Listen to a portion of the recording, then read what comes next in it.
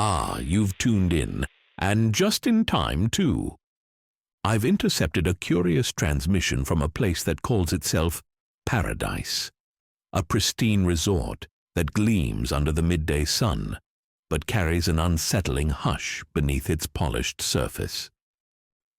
Yet even as the broadcast details these picture-perfect scenes, there's a subtle tension in the background, a chemical tang on the breeze, a forced smile in the words, an undercurrent of unease that hints at secrets lurking behind that sparkling facade. A manager's clipped greetings and a receptionist's cool nod suggest that not all is as it appears. Somewhere in the soft static between announcements and polite exchanges, you can almost hear the echo of something more disquieting, a reminder that every paradise has its shadows. Lean close and listen closer. This transmission may be just the beginning, a glimpse of a place crafted for appearances, where every bright detail might be a distraction from something far less innocent. Stay with me, and perhaps together we'll catch the next clue before the signal flickers again.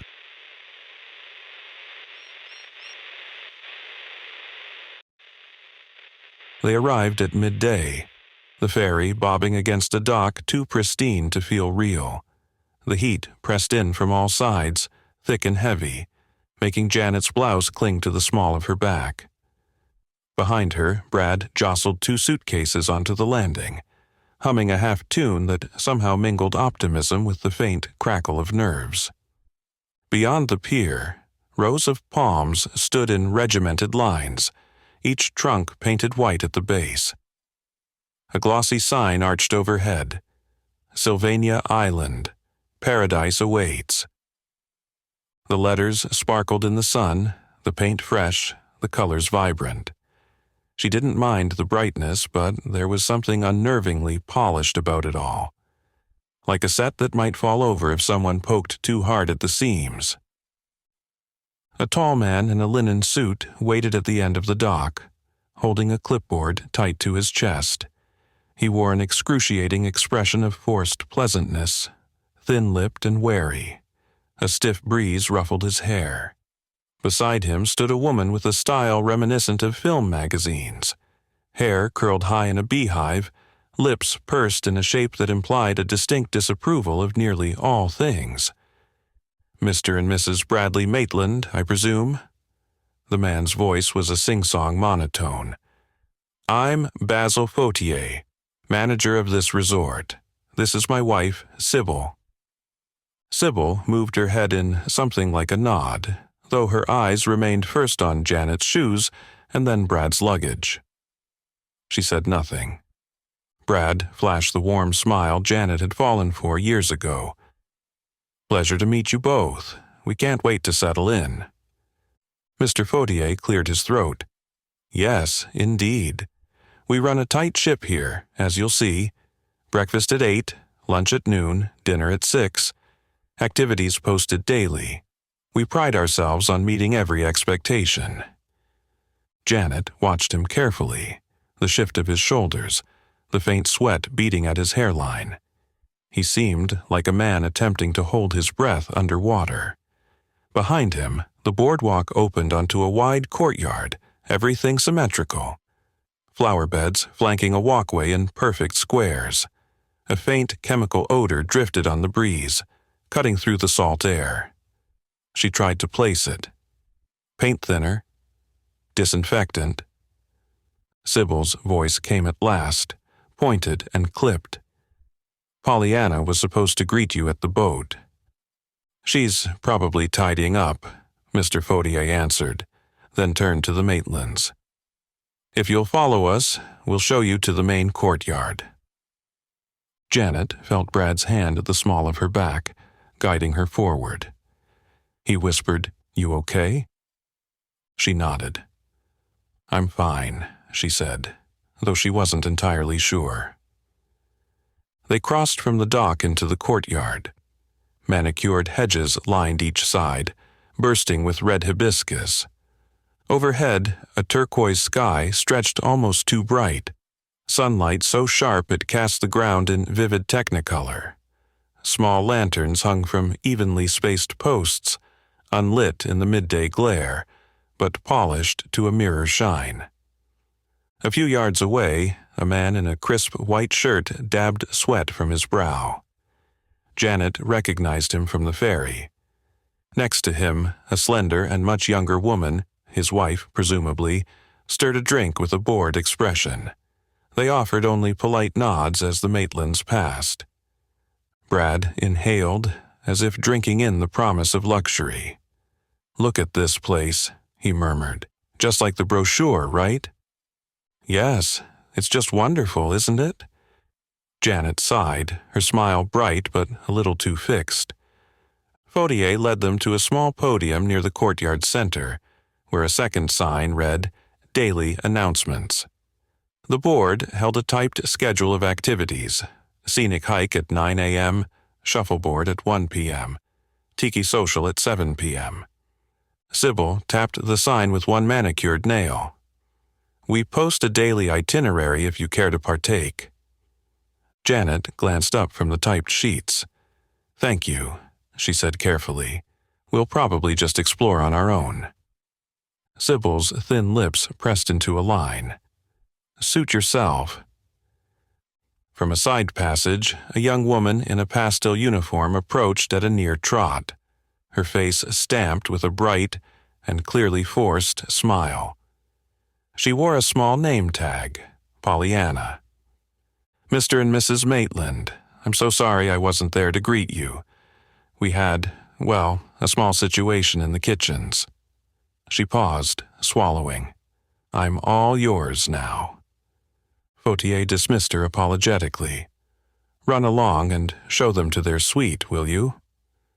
Pollyanna nodded fervently, then beckoned to Brad and Janet. "Right this way." They followed the young greeter through a colonnade where potted palms stood like guards on either side. She led them down a short path to a line of bungalows facing the sea. Each one had a petite balcony, a pair of deck chairs, and a little flower arrangement perched by the door. "Here we are," Pollyanna announced, halting outside a bungalow labeled Trinity View. She fished a key from her apron pocket. "I'm sure you'll find everything to your liking." She unlocked the door, standing aside to let them enter.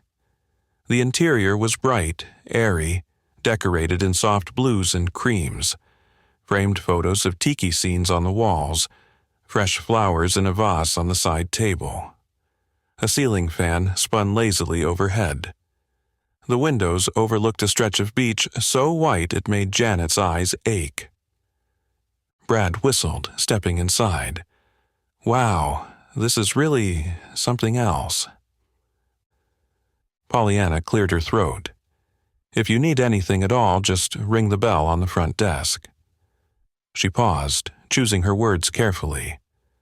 "We're experiencing a little trouble with the telephone lines, so best to pop over in person." Brad nodded, gazing out over the white sands. "Thanks," he murmured, his mind elsewhere. Pollyanna excused herself with a polite bow, scurrying away. In the sudden quiet, Brad set down the suitcases and turned to Janet. "Isn't this place great?" "It's pretty, that's for sure. I can't believe we're finally here."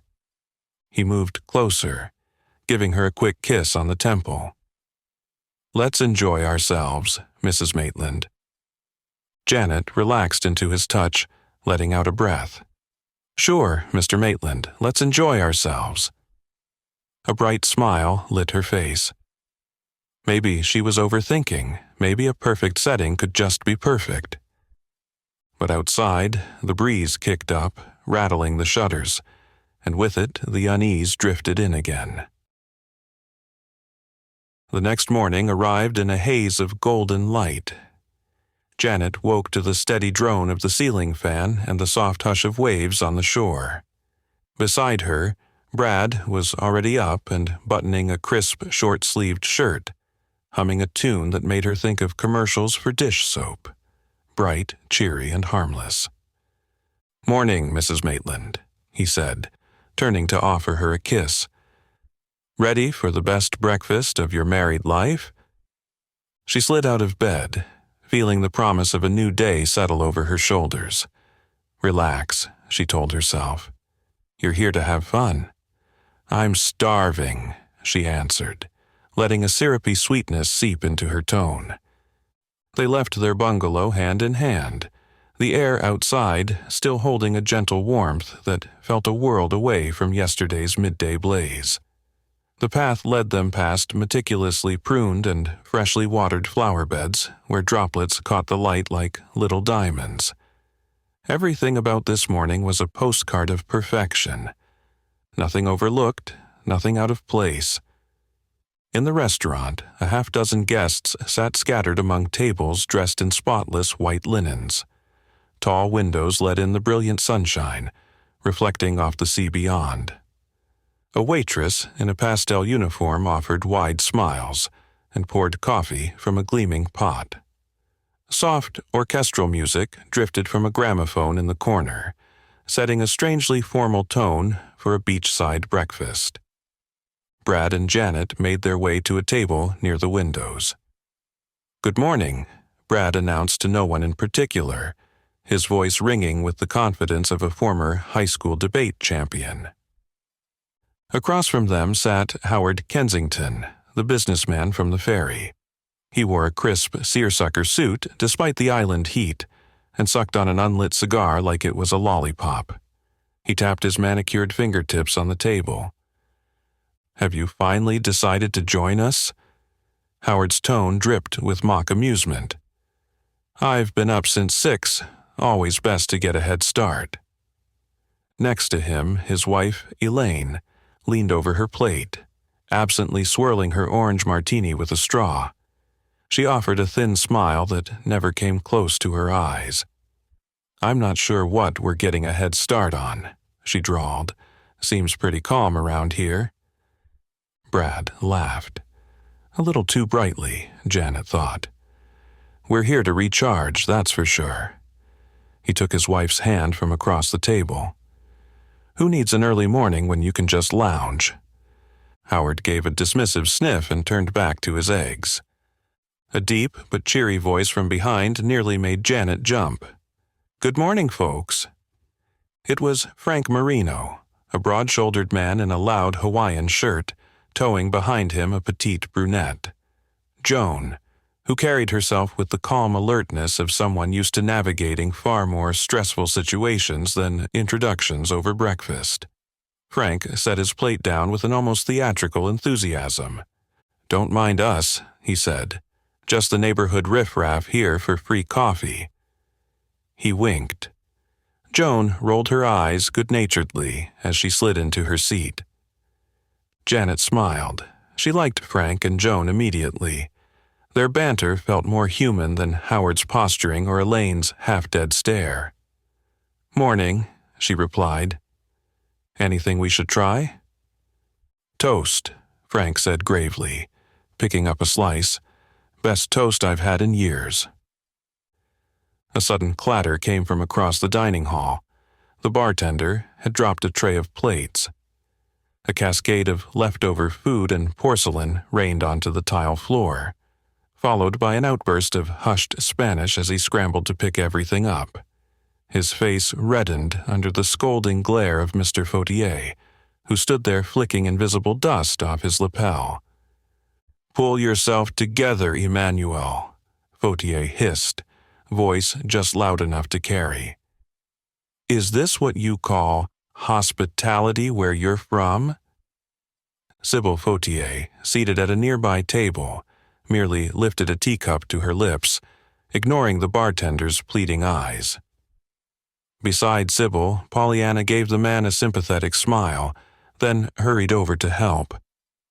"All part of the show," Frank whispered, tilting his head in the bartender's direction. "This place is too perfect, you know. Something's bound to give every now and then." Then, as if on cue, a long, wet cough rattled through the room. The heads at every table swiveled. Near the entrance, a man wearing a pale blue polo and sweat-stained hat bent double, coughing into a napkin. He tried to stifle it, but it came out in deep, hacking bursts. Pollyanna and Emmanuel hurried over. The coughing man waved them off, stumbling out of the dining hall, still hacking. A hush settled, broken only by the hiss of the gramophone needle as a record ended. Brad cleared his throat to break the silence. "Everything all right?" he asked, nobody in particular. Howard tapped his unlit cigar on the table. Probably allergies. The poor fella is obviously allergic to paradise. "Probably," Elaine echoed, swirling her drink. Across the room, Mr. Faudier gestured to Sybil, who shrugged as if to say, "Not our problem," and Pollyanna tried to usher Emmanuel back into the kitchen, no doubt to help clean up the spilled plates. A second later, the gramophone music crackled to life again. A jaunty, big band number that felt like a forced attempt to reset the atmosphere. Joan glanced at Janet, and their eyes met in a flicker of mutual concern. Frank broke the tension with a broad grin. "Anyone up for shuffleboard later? Or, hey, we could do the tiki social at dinner. I heard there's going to be a conga line." He waggled his eyebrows. "Conga lines make everything better, right?" Brad latched onto the change of subject. "Sounds like a blast. Count us in." Janet forced a smile, sipping her coffee. It tasted faintly chemical, but she swallowed anyway. "Sure, could be fun." From outside, sunlight poured in like burnished gold, brightening every surface. Still, she felt a pang in her gut. Something about the forced cheer, the hush that followed that coughing man, the vacant seats. But Brad's enthusiasm quickly pushed away her unease. After all, it was barely past 9 in the morning. Who needed to fret about a little cough when the day was so young and the setting so perfect? As the midday sun blazed overhead, brilliant and unrelenting, Janet floated on her back in the resort pool, letting the water cradle her as she drifted in slow, aimless circles. Every so often, she stretched an arm or leg to keep herself from bumping into the tiled edges. Brad swam laps beside her, cutting through the water with the effortless form of a former college swim captain. A few other guests milled about in the water. A retiree couple in matching floral caps drifting lazily near the edge, and 2 teenage girls in the deep end, giggling over some private joke, their voices sharp and bright against the still afternoon. Despite the playful noise, there was still an odd emptiness here, like the entire resort was operating at reduced capacity, yet nobody acknowledged it. As she floated, Janet studied the wide pool deck. A handful of lounge chairs sat carefully spaced, and a young attendant circled with a tray of fruit cocktails, her face flushed under a starched sun hat. The bar at the far end of the deck was deserted except for Emmanuel, who was wiping down glasses in what might easily be misinterpreted as a perpetual state of mild panic. Janet's eyes wandered to the other side of the courtyard, where Mr. Fautier stood beneath an umbrella, checking his watch every few seconds as if expecting something. His wife, Sybil, lounged beside him with a magazine, not even pretending to read. 2 guests approached them, presumably to ask about an excursion, only to have Sybil wave them off with a dismissive flick of her wrist. Brad's voice cut through Janet's wandering thoughts. "Race you to the ladder," he challenged, pushing water behind him in a powerful stroke. She smirked. "Oh, you're on." With a sudden burst of speed, Janet flipped to her stomach and kicked off, muscle memory from her own college sports days propelling her forward. The head start let her reach the metal rungs just ahead of him, her laughter light and breathless in the bright afternoon air. "Show off," Brad teased, grinning. He brushed a drop of water from her cheek, his eyes alight with the thrill of competition. They hauled themselves out of the pool, and the attendant, Rita, rushed over with folded towels. "Ma'am, sir," she said, smiling just a little too widely. "Would you like a fruit punch? Or perhaps a Mai Tai?" "Just water, please," Janet said. "Plenty of it." The girl nodded, disappearing back toward the bar. Brad plopped onto a nearby lounge chair, his smile still in place. "How about we sign up for some activities this afternoon? I heard there's a scavenger hunt. Sounds fun, right?" Janet fished a hair tie from her beach bag and gathered her wet hair at the nape of her neck. "You go ahead.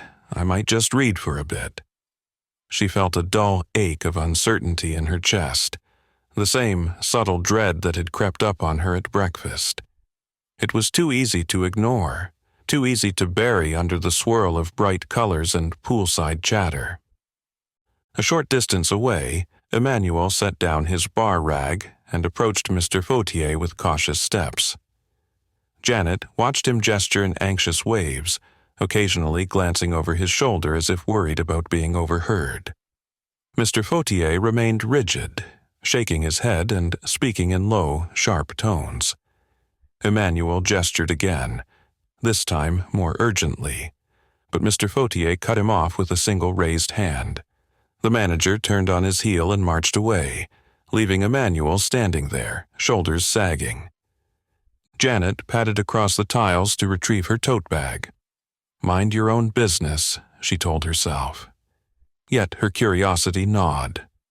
What was Emmanuel trying to say? She remembered the scolding he got in the dining hall, the tension in his eyes. The staff all seemed on edge, some more than others. Rita returned with 2 tall, ice-cold glasses of water, and Janet offered a polite thanks. She took a tentative sip. There was that faint chemical taste again. Maybe it's just the local water supply, she thought, but it set her nerves on edge all the same. That evening, the resort put on a tropical dream dinner. Tiki torches lined the edges of the open-air dining patio, and tall columns swirled with plastic vines that glowed under colored bulbs. A small band played easy listening tunes while guests gathered around tables laden with buffet trays. Brad filled his plate with grilled pineapple, coconut rice, and marinated fish, humming a little tune under his breath. Janet stuck mostly to fruit and bread, her appetite dampened by the faint chemical bite of the water earlier and the overall tension she couldn't quite shake. At a nearby table, Howard Kensington regaled anyone who would listen with tales of his business acumen. Elaine sipped from a martini glass, half-lidded eyes suggesting she'd already had more than her share. Frank and Joan Marino joined the conversation, though Joan looked restless. From time to time, she'd glance at the surrounding guests as if counting them, taking measure of the room. "You should try the hula lessons tomorrow," Frank told Howard, clapping him on the shoulder. "A man of your stature might do some damage, but you'll have fun, right?" Howard huffed. "I have better things to do than wiggle around in a grass skirt." "Yes, God forbid you do anything undignified," Elaine said, rolling her eyes. Janet stifled a laugh, then turned as a shrill yelp rang out from the buffet line. One of the servers, the pool attendant from earlier, gripped the edge of the table. She trembled violently, her gaze unfocused. Before anyone could react, she collapsed to her knees, plates clattering around her.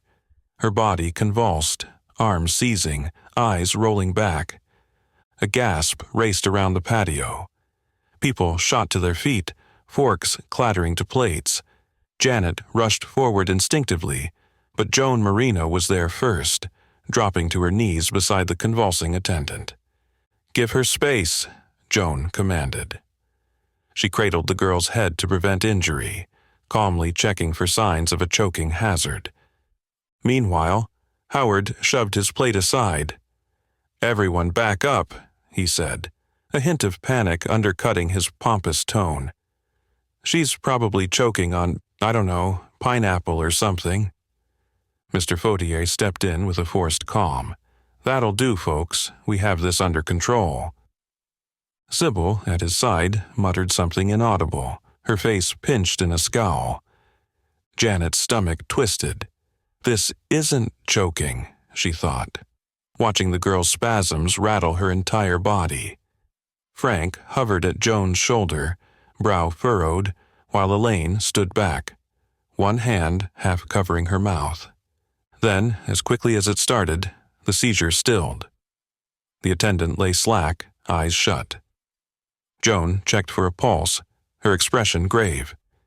She glanced up at Mr. Fautier. "We need a doctor." "Of course," Mr. Fautier said, but his voice held no conviction. He motioned to a pair of staff members. "Take her out of here, quietly." The staff did as asked, lifting the limp figure and carrying her away through a side entrance. The band, as if on cue, resumed their soft tunes, and the colored lights continued to glow cheerily against the night sky. Howard shook his head. Poor thing. Must be exhausting doing the bare minimum. "It's probably food poisoning," Elaine added, swirling the ice in her empty glass. "These local conditions, you never know what might spoil." Frank looked ready to argue, but Joan placed a hand on his arm, stopping him. Janet caught her voice, low and firm. "That wasn't just a fainting spell," she said to her husband. "That was a seizure. If this were a real resort, they'd have medical staff on hand, not just drag her out like yesterday's laundry." The unsettled hush that followed was thick enough to choke on. In an effort to restore normalcy, the band's singer launched into a rendition of Blue Hawaii. Yet it only underscored how surreal it all was. Janet set her plate down. She could still see the trembling in the girl's limbs, the terror in her eyes before she lost consciousness. I think I've had enough for tonight," she murmured. Brad gently placed a hand on her back. "Yeah, let's call it a night." They left behind the murmurs and stolen glances, the half-eaten plates and the hollow laughter of those eager to pretend it was nothing. Behind them, the band played on, and the tiki torches guttered, their flames bending in the early evening breeze, struggling to hold their shape. Night fell on Sylvania Island with a dreamy sort of quiet, as if someone had turned down the volume on an already muted world. After dinner, Brad and Janet lingered on the beachfront, watching the sky fade from blazing orange to a dusky purple. A few scattered torches glowed along the shore, their reflections dancing on gentle waves. From the resort courtyard, the sound of music drifted intermittently, songs that Janet realized she was starting to resent for their hollow cheer. A balmy breeze stirred the fronds of the palm trees. The evening should have been idyllic, the serene end to an eventful day. Yet a gnawing sense of wrongness clung to Janet's mind. The seizure at dinner, Mr. Fautier's dismissive tone, and the way Pollyanna had smiled just a little too quickly, like someone trying to smooth over a crack in the façade. She and Brad walked hand in hand through the courtyard. The tiki torches, once flickering with life, now stood mostly extinguished. A few stray staff members busied themselves clearing plates or hauling trash, their expressions blank and eyes glazed with fatigue. Janet spotted Emmanuel hunched by a far corner, rummaging through a supply crate.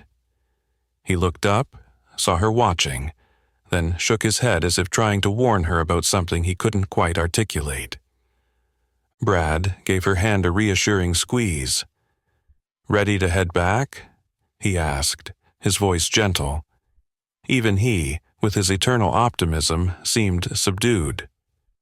They returned to their beachfront cabin, passing a row of other bungalows that stood in neat lines under the moonlight. The distant hush of the ocean provided a false sense of serenity. Inside, the cabin was as they'd left it, tidy, meticulously arranged, and faintly smelling of floral room deodorizer.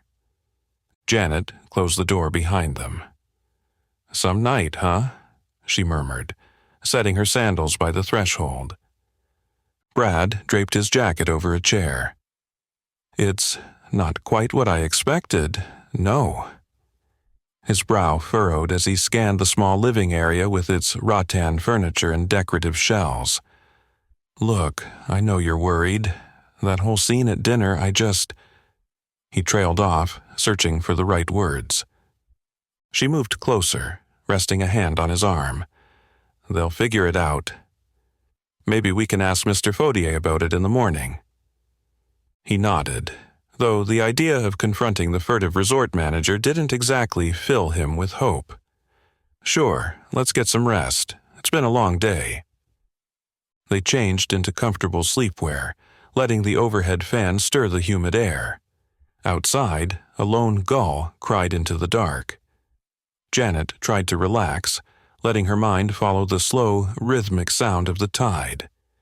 It felt like there was a barrier between her and peace, a quiet hum of fear that wouldn't let her mind settle. She woke sometime before dawn, drawn from a shallow dream by a shuffling noise. At first, she assumed it was Brad stirring, or maybe the wind rattling the shutters. The cabin was dimly lit by the faintest glow creeping over the horizon. She squinted, her heartbeat quickening. There it was again, a low, dragging scrape, like a foot trailing sluggishly across the floor.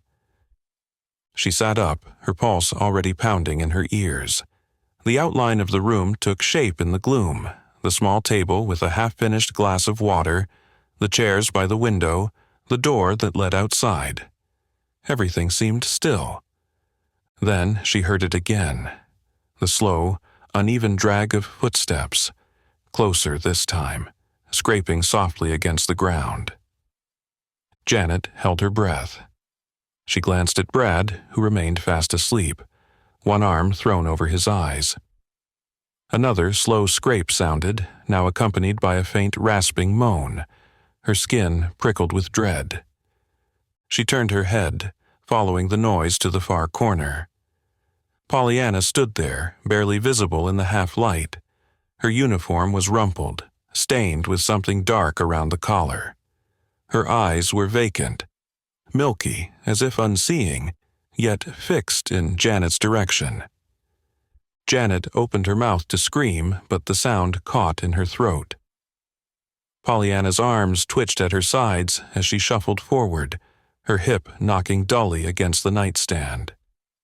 She lingered there, nudging it with small, absent movements, like she was straightening it, even now still tidying the room, until, at last, she seemed to register Janet. "Pollyanna," Janet managed to whisper, not even sure why she tried. The woman's head jerked at the sound. Now closer, her features looked wrong. Her skin held an unhealthy grayish pallor, her lips parted and slack, as if she had forgotten how to hold her own face together. She smelled faintly of salt water and decay, overlaid with the floral fragrance of cheap perfume. A wet, rattling noise emerged from her throat, like the echo of a breath that refused to come. Slowly, she raised her arms as if to greet them, as if about to say, "Good morning, Mr. and Mrs. Maitland." Instead, she made a single shuddering lurch. Janet's strangled gasp woke Brad. He bolted upright, blinking in the half-dark. "Jan? What's going on?" The figure in the uniform lurched again, reaching for him with claw-like hands. Janet scrambled backwards, tangling the sheets around her legs. Pollyanna staggered closer still, each motion uncoordinated yet full of fresh intent. Her teeth bared, flecked with something that glistened dully in the faint dawn light. She let out a low, guttural moan, nothing like the sweet voice that once greeted guests at the dock. Brad leapt from the bed in a panic. "What in the... Pollyanna, is that you?" His face twisted between confusion and horror. She lunged. Brad dodged, grabbing a small side table to block her. Pollyanna collided with it, arms flailing in a desperate attempt to clutch him. The table toppled with a crash, scattering a lamp and glass of water. Janet found her voice and screamed at last, a piercing, raw sound that cut through the hush of early morning. Pollyanna swung her head around at Janet, as if noticing her for the first time. Her lips pulled back, exposing teeth in a gruesome parody of a smile. Then she shambled forward. Janet kicked off the tangled sheets and scrambled to her feet, heart hammering a frantic tattoo in her chest. Pollyanna's steps grew frenzied, driven by an unknown hunger, the floorboards groaning beneath her. "Jan, get back!" Brad shouted, stepping between them. His hand shot out, grabbing the first thing in reach, a polished hanger sword mounted on the wall, a decorative relic from some long-forgotten colonial outpost. Now it was their only hope. Pollyanna lunged once more, jaw snapping. Her body jerked with unnatural force. Even in the dim light, Janet could see the pallor of death in her face. This was no illness. This was something else. Something worse than anything she could have imagined. "Brad!" she cried out, voice trembling. He raised the sword, and for an instant, time seemed to freeze, the new day's sun just cresting the horizon and spilling orange light through the window. Outside, the ocean whispered its indifferent rhythm, as if mocking them with its calm. Pollyanna moaned again, lurching toward them, the stench of decay heavy in the air. With a surge of terror, Janet realized they had only seconds before she'd strike again. Before this thing sank its teeth into their flesh. For half a second, Brad froze. Sword raised, eyes locked on the shambling figure that had once been Pollyanna. The faint dawn light slanted through the window, illuminating the pallor of her face and the dark stain at her collar. She moaned again, a wet, rattling sound that resonated with a kind of dreadful finality. "Brad!" Janet's voice sliced through his shock. He brought the blade down in a wild arc. The weight felt wrong. Too light, too polished, made for display rather than killing. The edge caught Pollyanna's arm, biting just deep enough to slice through flesh before wrenching free. She barely reacted. No cry of pain, no instinct to clutch the wound. She only staggered back, her severed forearm hanging by a strip of skin before peeling away and thudding wetly onto the floor. Brad's stomach lurched. The sword should have felt powerful in his hands, but it didn't. It felt useless. Pollyanna moved as if she hadn't even noticed what she'd lost, her body adjusting, shifting to compensate. Her head jerked toward him, lips twitching, eyes unfocused but locked onto him. He had no time to think, no time to breathe. He stepped forward and swung again, aiming higher this time. The blade connected with a nauseating crunch. Pollyanna's head snapped at an angle, a gurgling hiss escaping her lips. Her body sagged, knees buckling, and for an instant Brad thought it was over. But then she jerked upright, letting out a guttural moan, her eyes rolling in their sockets like marbles in a jar. Janet gripped the foot of the bed to steady herself, pulse roaring in her ears. She wanted to scream again, but her throat felt paralyzed by terror. This can't be happening, she thought, even as she watched Pollyanna lurch forward, jaw snapping. Brad swung once more. This time, the blade bit deep. With an audible thwack, the sword cleaved through muscle and sinew, and then Pollyanna's head twisted free. It toppled sideways, landing on the floor with a sickening thud, rolling awkwardly against the baseboard. Her body collapsed almost at Brad's feet, limbs twitching in a series of spasmodic aftershocks. For several pounding heartbeats, neither Brad nor Janet moved. The only sound was their ragged breathing, and the soft shuddering of the once human form on the floor. Finally, The limbs went still. "Oh, God!" Brad gasped, voice strangled. He dropped the sword as though it had burned him. Blood coated the blade, dripping onto the wooden planks. The stench of decay thickened the air. Janet tore her gaze from the disembodied head, forcing herself to swallow the bile clawing up her throat. Her mind hummed with frantic questions. What is this? How could she be dead, alive, infected? None of it felt possible. She lurched to the door and flipped the lock, gripping the handle with a trembling hand. "Brad, we need help."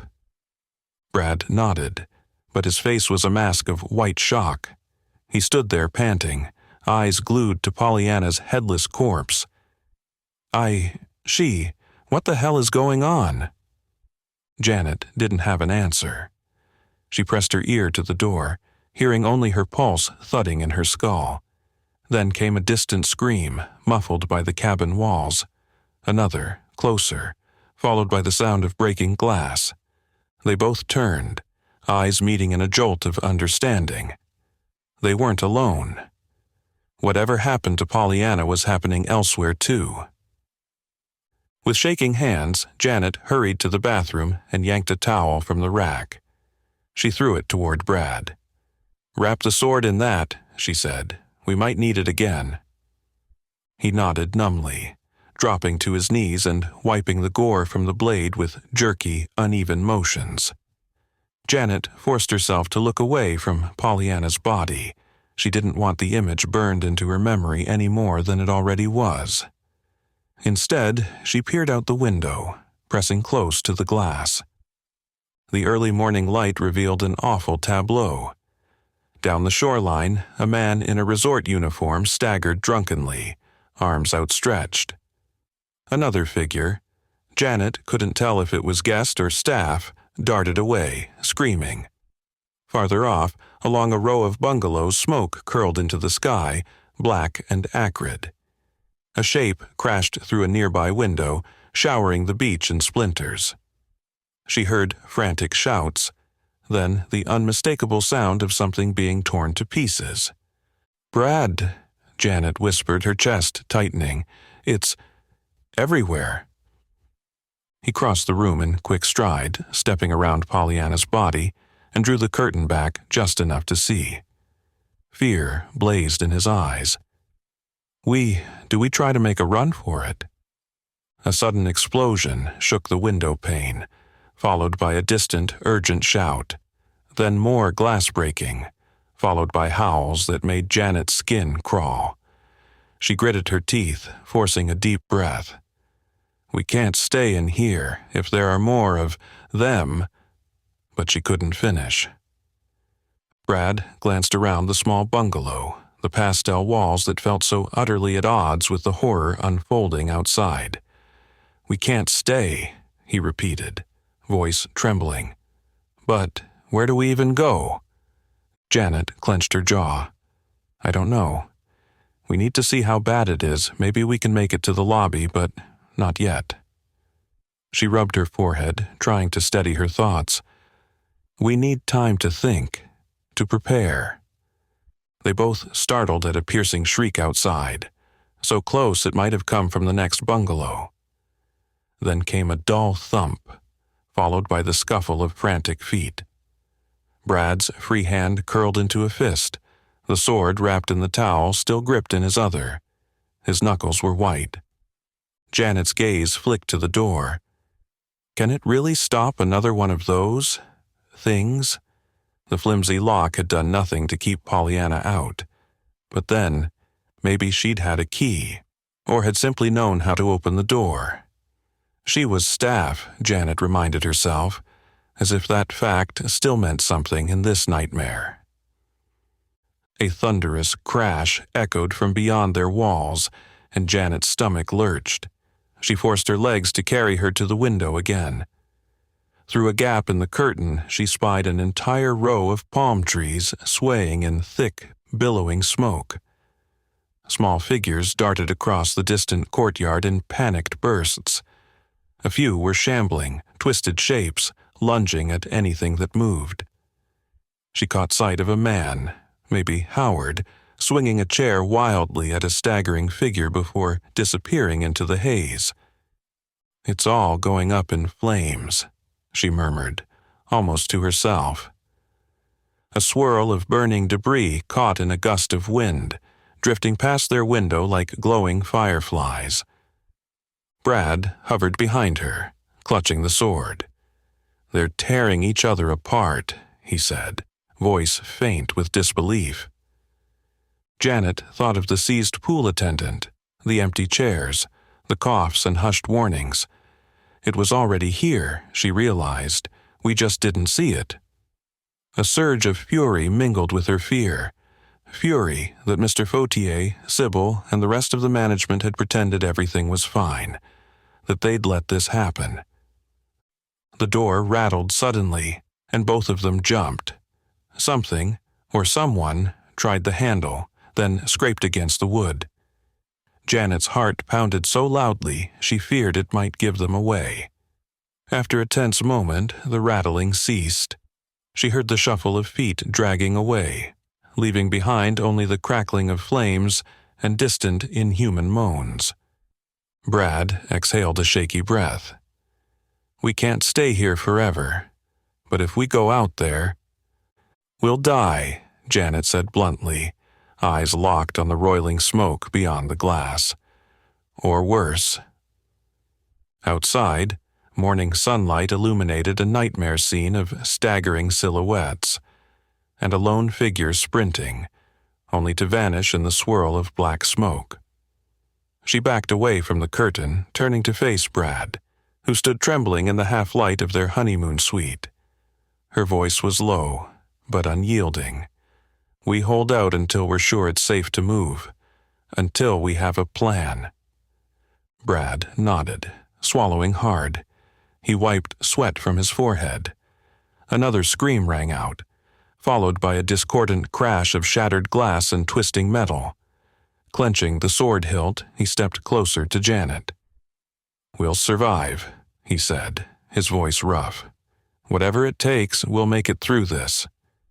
She nodded, though tears burned behind her eyes. "Yeah," she whispered, "the honeymoon's over." Around the bungalow, sporadic pillars of flame devoured what was once a postcard paradise, and a chorus of the newly dead filled the morning air with animalistic wails. Everything they had known of Sylvania Island was in ruins. The world, it seemed, had shifted overnight, and there was no going back.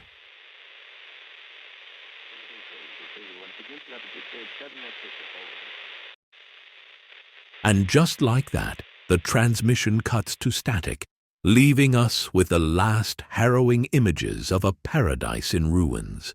The feed flickers with shattered glass, desperate screams, and the echo of a lone couple clinging to hope amid the carnage. We're left with a chilling question. What dark force turned an idyllic island into a nightmare overnight? The signal fades, but its ominous residue lingers in the void, like a stain that refuses to be washed away. As we watch the chaos unfold, a landscape of burning palms, crumbling façades, and twisted silhouettes darting through the haze, we can't help but wonder if this is just the beginning.